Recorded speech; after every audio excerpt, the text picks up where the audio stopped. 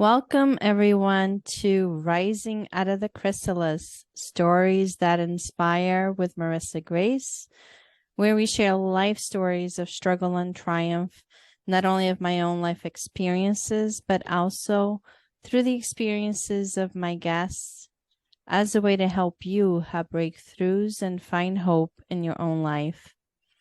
I'm Marisa Grace, and today I have a special guest, AnnaLaura Brown, who has an amazing, aspiring story to share with all of us. Welcome, AnnaLaura. Thank you. I'm glad to be here. I'm so happy that I have you here to share your wonderful story. So why don't you go ahead, introduce yourself, tell us who you are and what you do, and how you got to where you are now. Well, that's, of course, a very loaded question, but, basically I have had, my own fair share of health challenges and struggles and started off, well, I guess as you could say at 17 months old when I was rushed to the hospital and went into a coma and almost died from Reye syndrome, which the only way most people have even heard of it is if you look at the bottle of Tylenol and it says don't give it to a baby because that can incite or potentially cause Reye syndrome. That's the only way that most people have experience with it, but I unfortunately actually had it, and parents to this day still don't know how I got it. I actually had the croup before that, so potentially that was led into it. They didn't actually give me Tylenol, so it's still pretty rare these days, but the fatality rate's pretty high, about 40% people that get it die, so it's not good. And that was kind of the start, I guess, if you will, of almost a lifetime of various challenges. And sometimes to this day, if I'm at the doctor's and there I'm having some kind of a weird problem, they can't really figure out exactly what's going on, and they find out I've had Reye syndrome, they'll kind of be like, well, that could be it, I guess, but anyhow, so flash forward a few years, and at the age of 5, I was seeing an educational psychologist and getting diagnosed as being on the autism spectrum. And this was back in the 1980s. So this was back in the day when you didn't really hear that talked about a whole lot. And if you did, it was kind of viewed as the kid off in the corner that was flapping their wings, and kind of like the movie The Boy Who Could Fly. If any of you have ever seen that, it's about a pretty severely autistic boy who literally flaps his wings like he could fly, doesn't talk or anything like that. And that was kind of what a lot of people associated with. They didn't think of, the higher level spectrum, if you will. But I've always been verbal. I've always talked. In fact, if anything, I have actually the gift for languages. So, it's the opposite sometimes of what people think of when they think of autism. And went through a lot of challenges as a kid. The biggest thing was with school. A lot of my symptoms manifested in the form of a lot of learning disabilities, and I had to be pulled out of school for a lot of therapies and doctor's appointments, so that made things rough. Got teased a lot by a lot of the kids, that kind of thing, but through, my mother's perseverance, lots of therapies, helps, special diets, all different kinds of things, came out on the other side. And today, most people have no idea I'm even on the spectrum. If you were to meet me, you wouldn't even know that. And then as an adult, started a journey with Hashimoto's, with autoimmune, which is, of course, an autoimmune condition. And so now I'm a health coach and a podcast host of a podcast, Autoimmune Rehab. And on my podcast, I do, episodes where I just talk and share some of my own experiences and thoughts around certain related topics. And then I also have guests that come on and share their stories with their autoimmunity, or, in some cases, they're professionals of some kind that specialize in a certain kind of a healing modality when it comes to autoimmunity. And, it's been quite a journey. It'll be 5 years in January since I officially found out that I had the Hashimoto's, but I probably had it for at least 5 years before that, because typically they say you have it for a few years before it ever gets caught. Yeah, absolutely. I've had that diagnosis probably over 10 years ago. And it is, something that's not easily diagnosed, right? Because Exactly. they have to monitor your numbers for a while before they can make that determination and, Yeah. and be able to do something about it. Absolutely. Well, and even then, a lot of doctors don't know what they're doing when it comes to Yeah. really running the labs. They throw medication at you, which kind of Mhm. works. I actually have a supplement that I take that actually works better for me than the medication. I feel like if I can sometimes feel like I could go without the medication, but if I can't be without my supplement, or I'm like, you know, really almost dysfunctional. But other than that, I mean, it was a struggle and a challenge in the beginning, but now it's pretty much under control. And as long as I do what I know I need to do, have very few symptoms and I live a perfectly normal life. I'm able to do everything I need to get done and doesn't really disrupt my life hardly at all. So Oh, that's awesome. Tell us more about, what were the things that your mom did? I know you said you had a wonderful mom growing up that she really kind of went out of the box, sort of finding different tools and ways to help you. And I know like you feel so blessed to having her as a mom.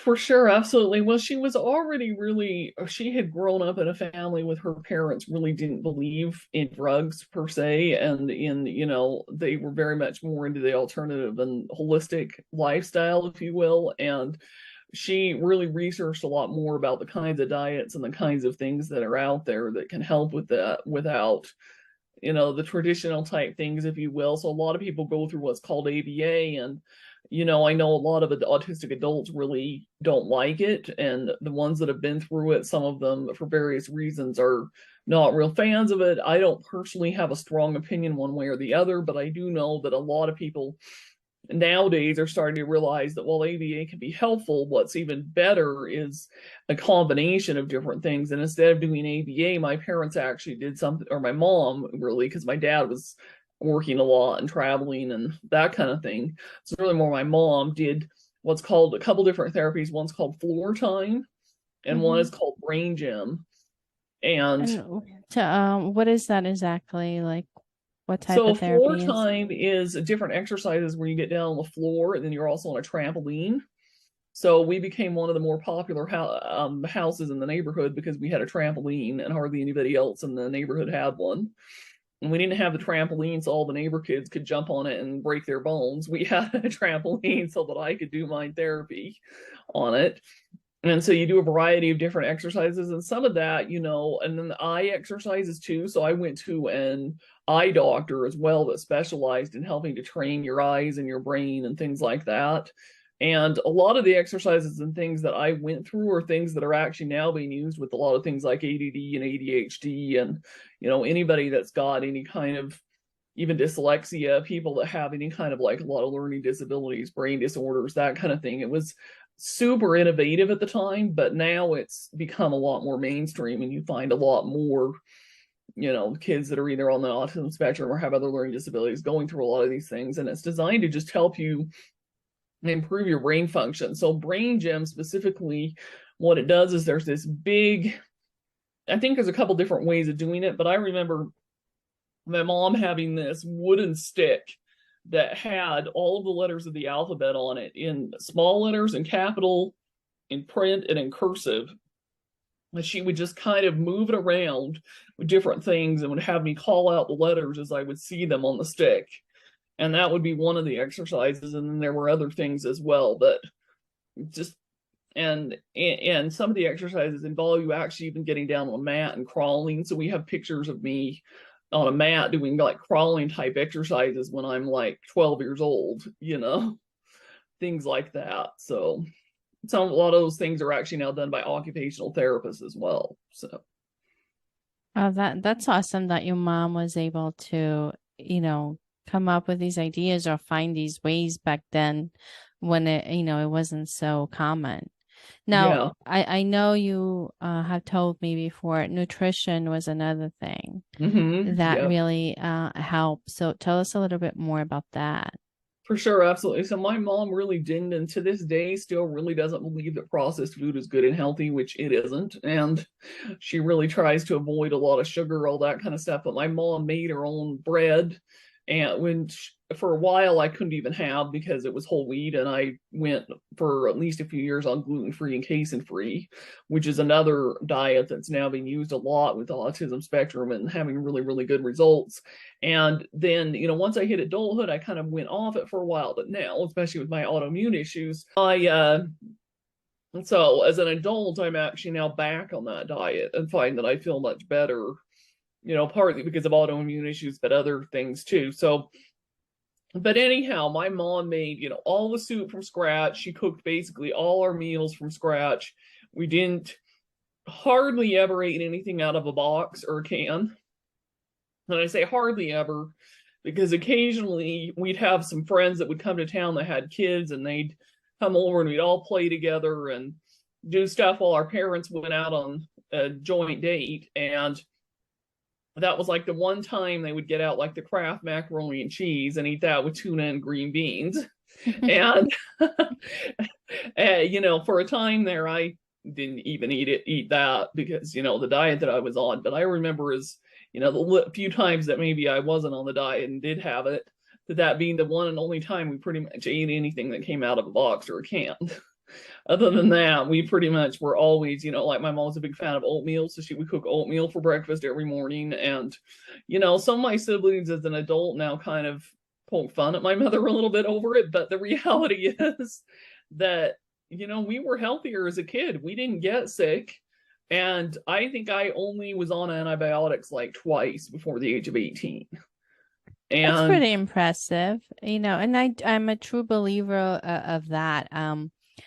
I grew up in Europe, and I was not exposed to any processed food whatsoever. And, my parents, I grew up mostly with my grandparents as a young child, and they were farmers. So we ate everything that they grew, including the animals they raised. So they barely bought anything at the store, except for like the rice and pasta. But even the milk, I remember going to the next door neighbor who had cows, and we'd go and get the fresh milk. And we were barely sick. It is so true. I was never on antibiotics either. And it was very rare, me remembering being sick as a child, because we were eating, like you said, healthy foods that were, they were growing. It wasn't anything processed. I mean, if I had ice cream, it would have been like once a year, if, or any type of sugar or anything. It was like so rare. Yeah, absolutely. I remember the biggest treat and dessert is my mom would make like a whole wheat carrot cake with honey in it, or she would make like a carob cake instead of regular chocolate. So she'd use carob, and it would have honey in it too, and flour that she had ground with her mill and everything. And so, that it was still a treat. It was still sweet, but it wasn't like, the processed cake out of a box or something. Of course not. It was, and so yeah, I mean, the only other real sickness that I really remember, other than I don't remember the rye, but other than that, was when I was in kindergarten. We all got chicken pox, and in the month of December. So, and I had two younger sisters that got it right after me. So we had chicken pox at our house for Christmas. So that was probably the worst thing, other than my getting Yeah, right. I remember getting that. I think it probably was just the period that the chicken pox was going around, because I think that's common for, around the age that when that was going around, that everybody, wherever they were getting it. And I remember my grandmother using holistic treatments of, she boiled eucalyptus, and it would give us eucalyptus baths, and this other stuff that she used to do. And I'm like, what is going on? Like, but they had their traditions, using the natural nature, to make the medicine and treat us, and it worked. Yeah, absolutely. I remember my parents gave us calamine lotion, which, I don't know that that's super holistic, but it's kind of, that's what they had at the time, and yeah, that's true. the itch. Well, I want to ask you about, your thyroid issues.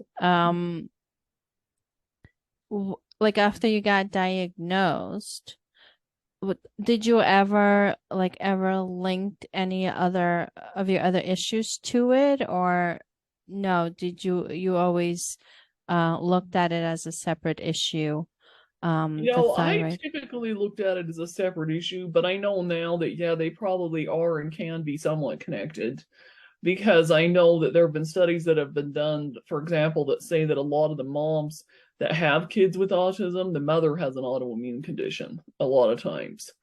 And there absolutely are, I mean, the brain and the gut connection has definitely been Mm-hmm. well studied. And if you have an autoimmune condition, you have a gut issue. And so, I mean, there definitely could be connections there for sure. Although obviously I know, I've met a lot of people with thyroid and autoimmune conditions who are not on the autism spectrum. So, it doesn't necessarily mean that they're connected, but they could be, absolutely. Right. That could be like other things, right? It doesn't have to be the autism, but it could be other issues that might be connected with it.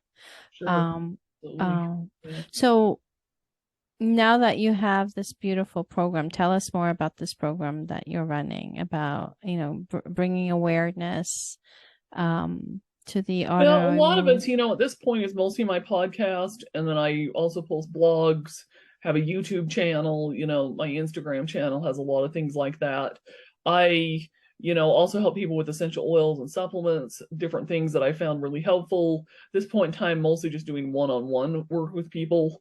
At some point, down the road, I plan to do like an online course and more group programs, but at this point, it's mostly just people can reach out and I help them one-on-one.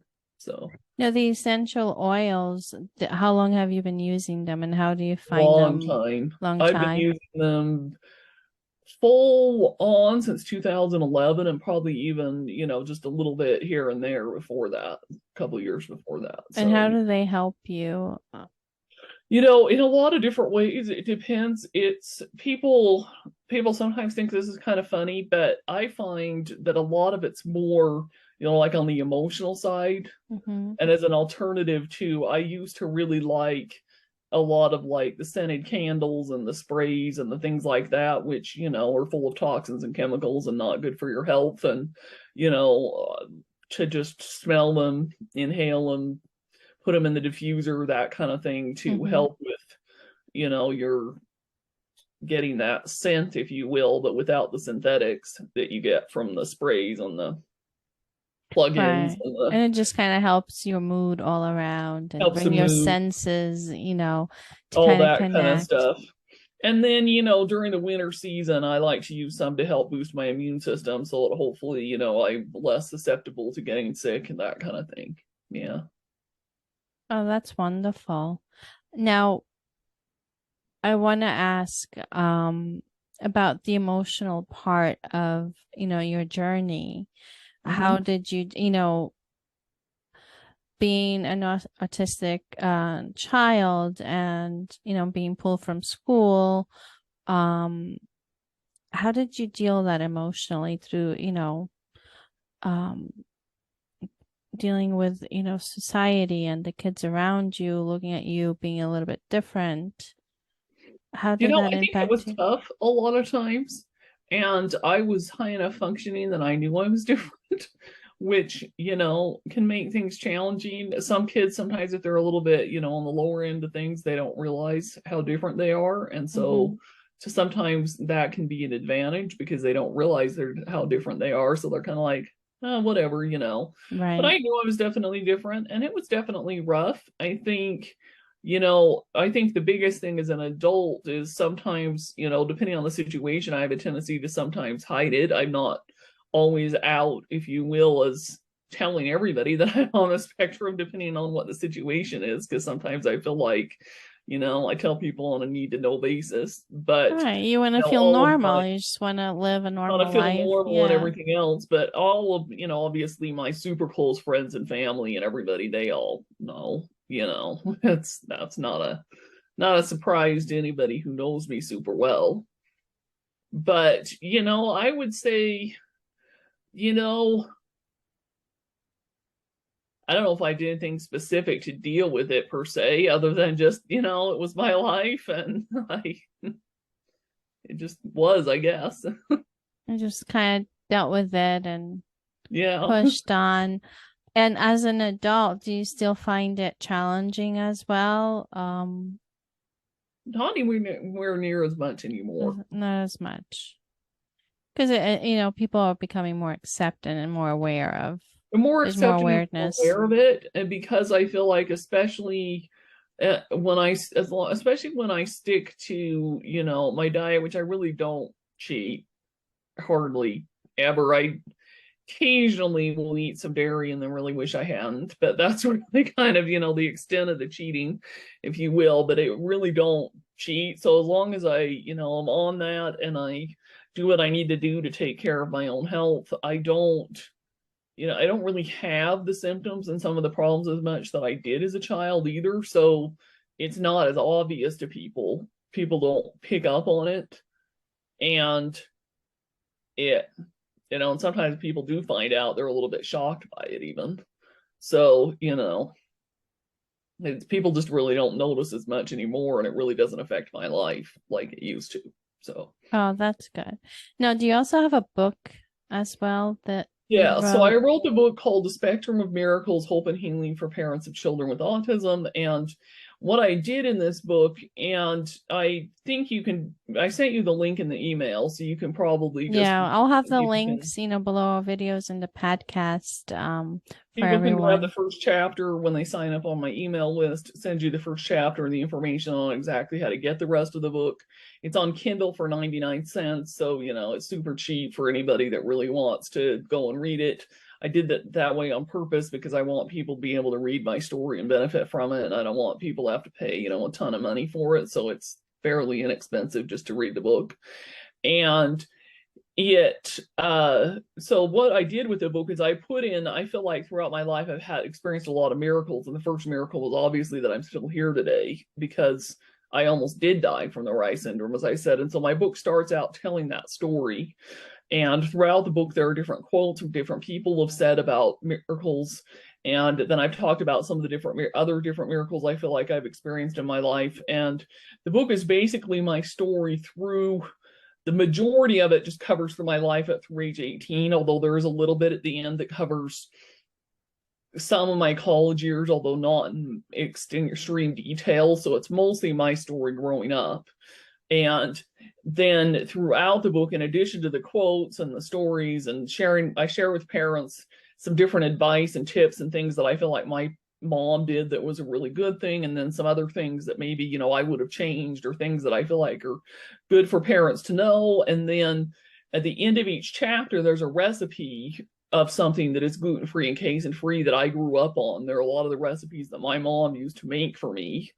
And then I also have essential oil blends and or recommendations at the end of each chapter as well. So it's kind of part story, part quotes, and part health and wellness advice or recipes and things, if you will. Oh, that's awesome. Well, AnnaLaura, thank you so much for sharing this wonderful story of yours. I will have AnnaLaura's links below the video and the podcast. If anybody wants to reach out to Laura or purchase her book, I'll have that right below the video. So thank you so much for sharing the story. I hope everyone please subscribe so you can get notified when I get these videos out. And this way I can have more of these stories published for you to be inspired by. Like the videos, share them. You never know, you might help somebody or inspire somebody through these videos when they hear these beautiful stories. So thank you for listening. Until next time.